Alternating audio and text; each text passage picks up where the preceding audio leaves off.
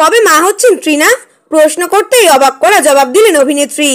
বছর খানেক আগে ছোটবেলার বন্ধু প্রেমিক অভিনেতা নীল ভট্টাচার্যকে বিয়ে করেছিলেন বাঙালি অভিনেত্রী তৃণা সাহা। এখনো পর্যন্ত বেশ কিছু সিরিয়ালে অভিনয় করে ফেলেছেন তৃণা। খোকাবাবু ধারাবাহিকে হাত ধরে সিরিয়ালের পর্দায় পা রেখেছিলেন তৃণা।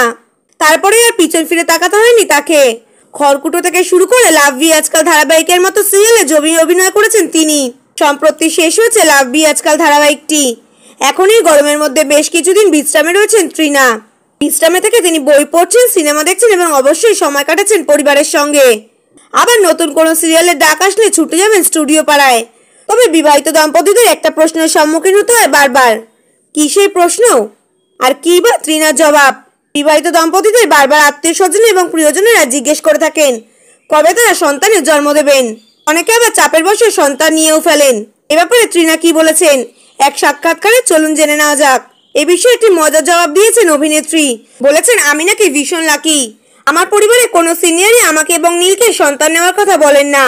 সম্পূর্ণভাবে আমাদের উপরে ছেড়ে দিয়েছেন বিষয়টা। এছাড়াও তৃণা বলেছেন, আর এখন কি বা সন্তান নেব বলুন তো? আমি তো নিজেই ছোট, নীল তার চেয়ে বেশি ছোট। আমার পক্ষে দুজনকে একসাথে পালন করা সম্ভব হবে না বলে হাসতে হাসতে লুটিয়ে পড়েছেন তৃণা।